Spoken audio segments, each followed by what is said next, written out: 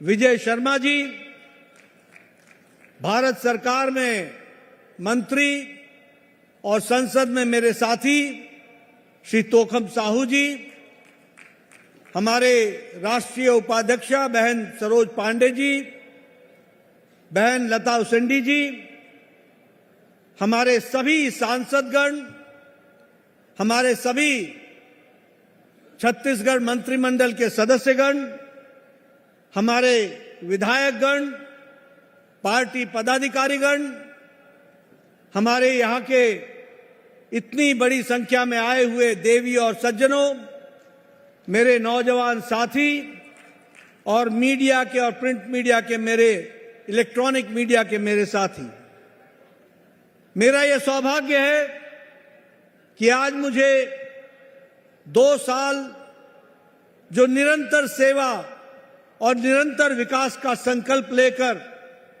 विष्णुदेव साय जी की सरकार ने शानदार 2 साल पूरे किए हैं। इस अवसर पर आने पर आपको बहुत बहुत बधाई, बहुत बहुत साधुवाद। 1 नवंबर को हमने छत्तीसगढ़ के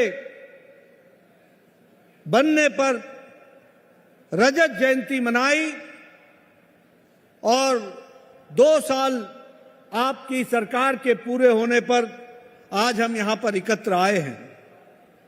मैं जब यहां पर आया हूं तो सबसे पहले तो शिवरी नारायण मंदिर को नमन करता हूं, माता कौशल्या की मातृभूमि को नमन करता हूं और ऐसे पुण्य भूमि को नमन करता हूं जहां हम सब लोगों ने विकास के दृष्टि से एक नया आयाम देखा है। मित्रों, हम जानते हैं कि 2 साल पहले मैं यहां चुनाव के प्रचार में एक बार नहीं अनेकों बार आया था और आप सब लोगों ने उस समय भारतीय जनता पार्टी को भरपूर आशीर्वाद दिया था, भरपूर आशीर्वाद दिया था और एक तरफा भारतीय जनता पार्टी को जीत दिलाई थी। हम सब लोगों को याद है कि उस समय बघेल सरकार में आकंठ डूबी हुई भ्रष्टाचार के कारनामे थे, कुशासन था, भ्रष्टाचार के किकबैक्स थे और जो वायदे उन्होंने किए थे उसको उन्होंने पूरा नहीं किया था। साथ में तुष्टीकरण की नीति थी और सबसे बड़ी बात यह थी कि नक्सलवाद के साथ समझौतावाद था। आपने ऐसी भ्रष्ट सरकार, बघेल सरकार को, अकर्मण्य सरकार को, जो वायदे न पूरा करे बल्कि धोखा दे, ऐसी सरकार को, अंग्रेजी में जिसको कहते हैं लॉक स्टॉक एंड बैरल, आपने उसको उखाड़ फेंका और यहां कमल खिलाया। इसके लिए मैं आपको बहुत बहुत बधाई देता हूं और हमें उसके नतीजे भी देखने को मिले हैं। आज आप बताइए, आपके सामने आज 2 साल का रिपोर्ट कार्ड विष्णुदेव साय जी ने छत्तीसगढ़ की जनता के सामने रखा है। 2 साल का रिकॉर्ड। कभी हमने ऐसी सरकार देखी थी क्या? कांग्रेस के जमाने में वायदा करो और भूल जाओ और अगले चुनाव में नए वायदे लेकर के आ जाओ। ये मोदी जी ने ये संस्कृति को बदल डाला है और अब हम ये कहते हैं छाती ठोक के कि जो कहा था वो किया है, जो नहीं कहा था वो भी करके दिया है। ये हमारी ताकत बनी है और इसीलिए ये डबल इंजन की सरकार ने 2 साल में अपने सारे वायदे पूरे किए और वायदे ही पूरे नहीं किए, किसानों के बारे में, युवाओं के बारे में, महिलाओं के बारे में, सर्वांगीण विकास में कोई कसर नहीं छोड़ी है। मैं अपनी ओर से विष्णुदेव साय जी को बहुत बहुत बधाई देता हूं, उनकी टीम को बधाई देता हूं, उनको साधुवाद देता हूं कि आपने सुशासन में और विकास में एक नया कीर्तिमान स्थापित किया है, इसके लिए आपको बहुत बहुत बधाई। आप याद कीजिए, गांव गरीब के लिए हम लोगों ने कहा था कि हम काम करेंगे। ये दीनदयाल उपाध्याय भूमिहीन कृषि मजदूर कल्याण योजना के तहत 5,62,000 किसानों को 10,000 रुपए का आर्थिक मदद देने का काम विष्णुदेव साय जी की सरकार ने किया है। यह छोटी घटना नहीं है। कौन चिंता करता था मजदूरों की? आप बताइए, इतने सालों से चल रही सरकारों ने कभी मजदूरों की कोई चिंता की? लेकिन विष्णुदेव साय जी की सरकार ने 5,62,000 मजदूरों को 10,000 रुपए का आर्थिक सहायता देने का काम किया है। शहीद वीर नारायण सिंह श्रम अन्न योजना, इस योजना के तहत 94,000 वर्कर्स को उनको पौष्टिक आहार 5 रुपए में देने का काम अगर किसी ने किया तो वो विष्णुदेव साय जी की सरकार ने किया। इसीलिए हम कहते हैं कि हमारी गांव गरीब, वंचित, पीड़ित, शोषित, दलित, इनके लिए काम करने वाली सरकार है। आप याद कीजिए, आज अटल डिजिटल सुविधा केंद्र के माध्यम से 4,500 ग्राम पंचायतों में विभिन्न योजनाओं के तहत असाधारण आदमी को उसकी किस्त मिल सके, इसको सुविधाजनक बनाया है तो वह विष्णुदेव साय जी की सरकार ने करके दिया है। यह मैं आपको बताना चाहता हूं। अगर मैं युवाओं की बात करूं तो सबसे पहली बात कि युवाओं को सरकारी नौकरी में उनके एज को, उम्र को 5 साल के लिए और रिलैक्सेशन देने का काम किया और युवाओं को नौकरी में 5 साल का और अवसर मिले, ये काम किया तो विष्णुदेव साय जी की सरकार ने किया है। अगर मैं बात करूं तो मुझे खुशी होती है कि 32,000 सरकारी नौकरियों का कार्यक्रम, रिक्रूटमेंट का प्रोसेस चल पड़ा, 32,000, और पारदर्शी तरीके से चला है। पारदर्शी तरीके से युवाओं को नौकरी लगेगी, पर्ची पर नहीं, सिफारिश पर नहीं, मेहनत पर नौजवान को नौकरी लगेगी। इस तरीके की व्यवस्था की गई है। पीएससी के एग्जामिनेशन को सीबीआई को थाम दिया गया है, बहुत जल्द उस पर एक्शन होगा और छत्तीसगढ़ की पब्लिक सर्विस कमीशन को फिर से पारदर्शी तरीके से रिकंस्टिट्यूट किया गया, उसको फिर से बनाया गया है। यह भी हमको ध्यान में रखना चाहिए। नालंदा के तर्ज पर, नालंदा कैंपस के तर्ज पर यहां नई मॉडर्न लाइब्रेरी बन रही हैं।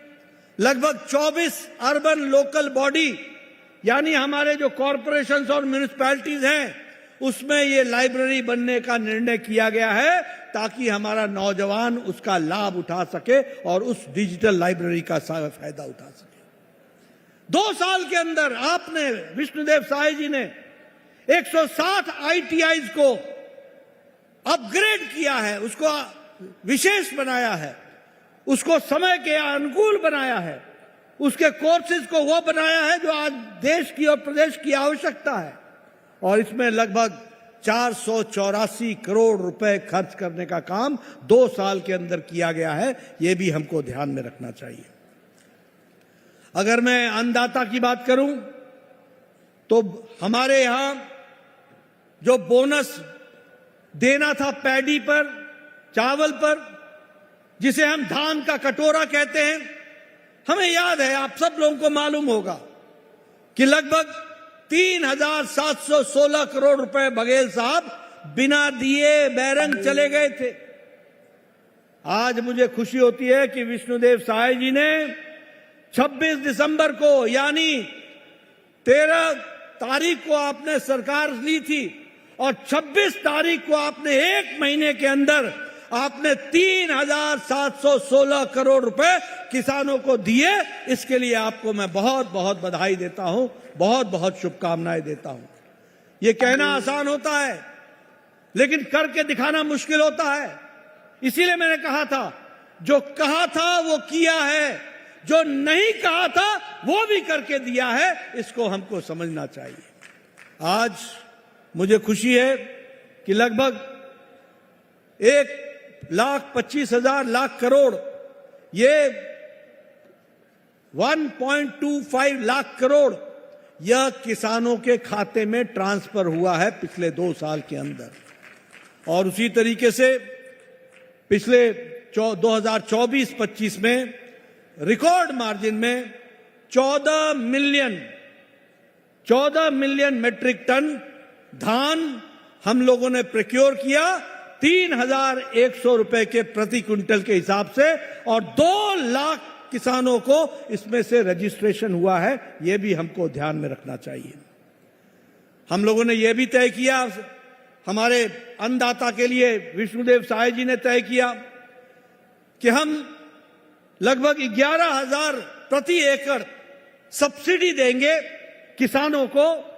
किस पर देंगे? ऑयल सीड्स पर देंगे, मक्का पर देंगे, हम मिलेट्स पर देंगे, बाजरा पर देंगे, और हम कपास पर देंगे। इसको भी हमने सुनिश्चित किया और 11,000 रुपए प्रति एकड़ के हिसाब से किसानों को इसकी भुगतान किया गया। एक बात तो मैं भूल ही गया, जब मैं सारी बातें कर रहा हूं तो मैं माताओं को कैसे भूल सकता हूं। ये महतारी वंदन योजना, ये देश का अजूबी योजना है। 70 लाख बहनों को 1,000 रुपए प्रति महीना, 12,000 रुपए उनके खाते में पहुंचाने का काम किया और महिला सशक्तिकरण का काम किया तो विष्णुदेव साय जी की सरकार ने किया। बोलो, महतारी वंदन योजना पहुंच रहा है कि नहीं पहुंच रहा है? जरा जोर से बोलिए, पहुंच रहा है कि नहीं पहुंच रहा है? माताओं का सशक्तिकरण हुआ है कि नहीं हुआ है? जो कहा था वो किया है कि नहीं किया है? ये भारतीय जनता पार्टी का रिकॉर्ड है और ये विष्णुदेव साय जी के सरकार का रिकॉर्ड है। उसी तरीके से हम महतारी सदन योजना बना रहे हैं, जिस योजना के तहत लगभग 52 करोड़ रुपए खर्च होंगे और उनके लिए, महिलाओं के लिए, उनको स्वावलंबी बनाने के लिए इसको उपयोग किया जाएगा। अगर मैं आदिवासी भाइयों की बात करूं तो तेंदुपत्ता को इकट्ठा करने के लिए जो उस समय कलेक्टर्स को इकट्ठा करने वालों को 4,000 रुपए दिया जाता था, आज उसे बढ़ा करके 5,500 रुपए कर दिया गया है। ये परिवर्तन किया गया है।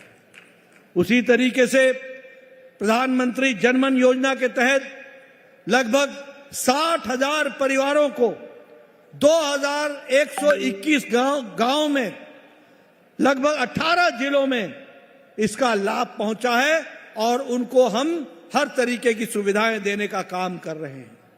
हमारे आदिवासी भाइयों के लिए धरती आबा जनजातीय ग्राम उत्कर्ष अभियान के तहत 6,651 शेड्यूल्ड ट्राइब डोमिनेटेड गांवों को, जो 31 जिलों में फैले हैं, उनमें भी विशेष करके इसका लाभ पहुंचाने का काम किया है। और सबसे बड़ी बात, आपने आदरणीय मोदी जी के नेतृत्व में और उनकी इच्छा शक्ति ने, अमित शाह की रणनीति ने और आपके द्वारा धरती पर उतारने का काम विष्णुदेव साय जी ने और गृह मंत्री विजय शर्मा जी ने नक्सलवाद को जड़ से समाप्त करने का काम जो उठाया है, उसके लिए मैं विशेष करके बधाई देता हूं। मुझे याद है छत्तीसगढ़ का मैं प्रभारी था। मैंने झीरम घाटी की घटना देखी है। आज मैं बड़े जिम्मेवारी के साथ कहना चाहता हूं, झीरम घाटी की घटना की जानकारी और अंदर की खबर कोई और नहीं दे रहा था। उनके बीच के लोग ही अपने लोगों को मरवाने के लिए लगे हुए थे और नक्सलवाद से संपर्क कर रहे थे। जब घोड़ा घास से दोस्ती करेगा तो खाएगा क्या? जब रक्षक ही भक्षक बन जाएगा तो छत्तीसगढ़ की आम जनता का होगा क्या? ये जब मोदी जी की डबल इंजन की सरकार में, जब हमारी सरकार विष्णुदेव साय जी की बनी, 2 साल के अंदर और आपको मालूम है अमित शाह जी ने कहा हुआ है कि आने वाले समय में हम नक्सलवाद को जड़ से उखाड़ के फेंकेंगे और उसको समाप्त करेंगे। इसके लिए मैं विशेष करके बधाई देना चाहता हूं। आज नक्सलवाद बहुत सीमित गांव और जिले में रह गया है, उसकी भी तैयारी हो रही है। लगभग 2500 के आसपास नक्सलियों ने सरेंडर किया है, 1853 अरेस्ट हुए हैं। उसी तरीके से नक्सलाइट में हिडमा और बसव राजू जैसे को भी उनकी जीवन लीला को समाप्त करने का काम किया है, तो इस सरकार ने किया है, हमको ध्यान में रखना चाहिए। कांग्रेस की सरकार इनसे दोस्ती करती थी, समझौता करती थी, समय निकालती थी। ये सीधी टक्कर लेने का काम किया तो मोदी जी के नेतृत्व में डबल इंजन की सरकार ने और विष्णुदेव साय ने उसको जमीन पर उतारा है, यह मैं कहना चाहता हूं। आप भूल गए होंगे प्रधानमंत्री आवास योजना, बघेल सरकार ने, भारत सरकार प्रधानमंत्री आवास योजना देने के लिए आतुर थी, लेकिन बघेल सरकार डकार गई थी। 15,000 हाउसेस को हमने सैंक्शन किया था, लेकिन उसमें रोक लगाने का काम बघेल सरकार ने किया था। आज मुझे खुशी है कि प्रधानमंत्री आवास योजना के तहत वो सारे मकान फिर से बन रहे हैं और तीव्र गति से बन रहे हैं, और जिन नक्सलियों को के द्वारा जो पीड़ित थे उनको भी विशेष करके प्रधानमंत्री आवास योजना में उनको भी उनके मकान बनाए जा रहे हैं। मित्रों, आप सबसे मैं ये कहना चाहता हूं कि आज वो बहुत अच्छा समय आया है जब मोदी जी का आशीर्वाद है और नीचे धरती पर हमारे विष्णुदेव साय अपनी टीम के साथ काम कर रहे हैं। आज देश की परिस्थिति बदली है। हम एक समय में फ्रेजाइल 5 थे, छुई मुई 5 अर्थव्यवस्था थे। आज भारत दुनिया की चौथी बड़ी अर्थव्यवस्था बन गया है और तीसरी अर्थव्यवस्था के लिए आगे बढ़ रहा है। इंटरनेशनल मॉनिटरी फंड हमको बोलता है भारत का भव्य उज्जवल भविष्य है, ब्राइट स्पॉट है। वर्ल्ड बैंक कहता है कि दुनिया में मंदी है, लेकिन भारत की अर्थनीति मजबूती के साथ आगे बढ़ रहा है, यह वर्ल्ड बैंक कहता है। अगर मैं बात करूं सड़कों की, बोलिए आज सड़कों की जाल बिछ रहे हैं कि नहीं बिछ रहे हैं?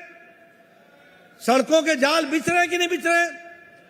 60% की ग्रोथ है, 60% की ग्रोथ है। अगर मैं बात करूं इंटरनेट कनेक्शन की, तो चौगुनी इंटरनेट कनेक्शन की ग्रोथ है। आज हमारा यूट्यूबर गांव-गांव, इन्फ्लुएंसर गांव-गांव है। और एक कांग्रेस के साथी बोलते थे कि गांव में आप इंटरनेट पहुंचा रहे हो, गांव में तो इंटरनेट चलाने वाला है ही नहीं, गांव तो अनपढ़ है। आज 40%, 4 गुना ज्यादा हमारा इंटरनेट का पेनिट्रेशन गांव में हुआ है, यह भी याद रखिए। और जब मैं कहता हूं तो यह भी याद रखना कि दुनिया में आज डिजिटल ट्रांजैक्शन मतलब आपके मोबाइल से क्यूआर कोड के माध्यम से पैसा का ट्रांसफर होना, दुनिया का 40% ट्रांजैक्शन भारत कर रहा है। इस बात को हमको समझना चाहिए।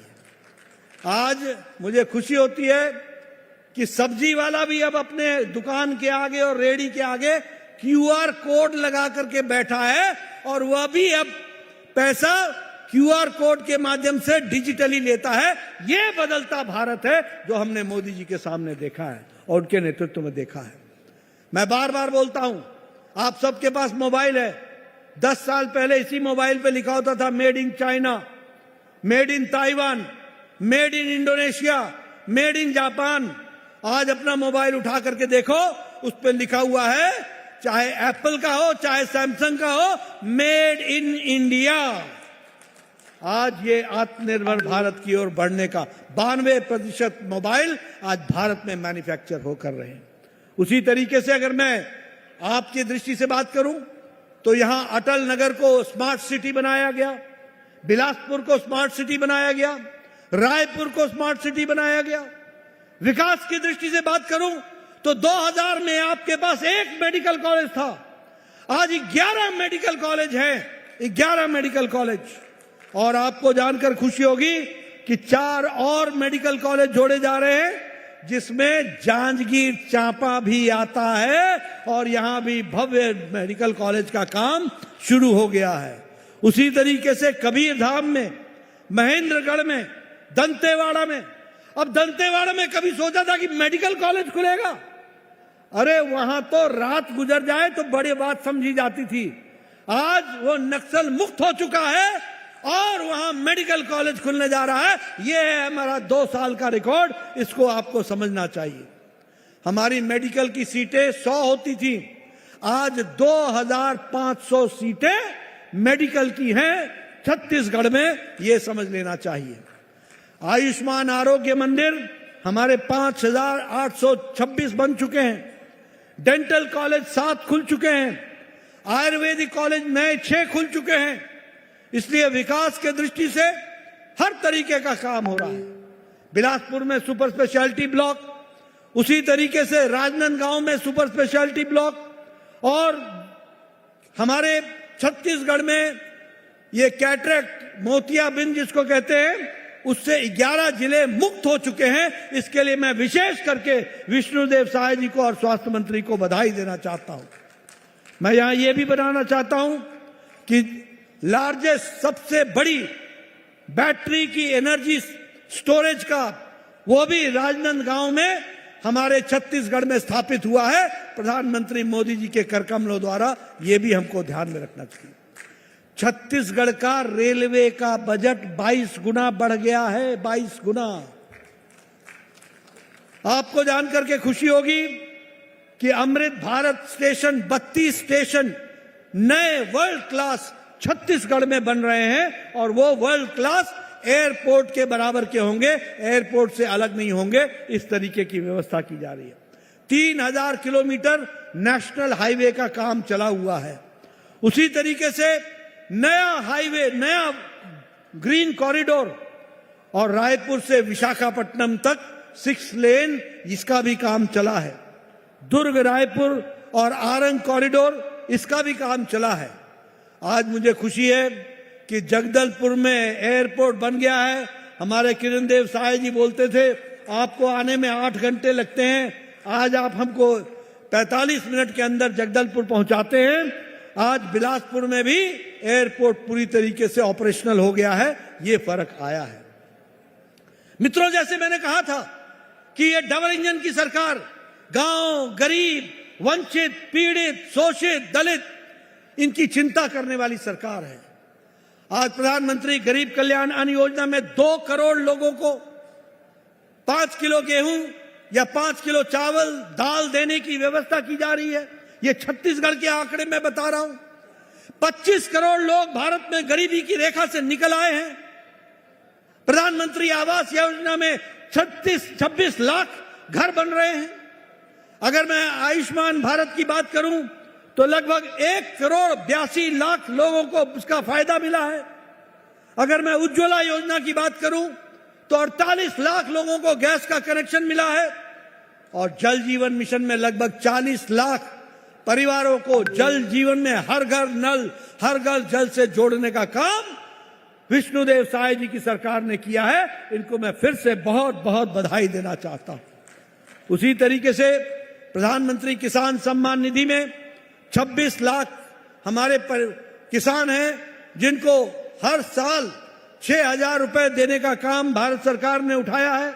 और उनको विशेष करके जो हमारे आदिवासी भाई हैं, उनके लिए अलग से 32,500 हमारे किसान भाइयों को उसमें और जोड़ा गया है।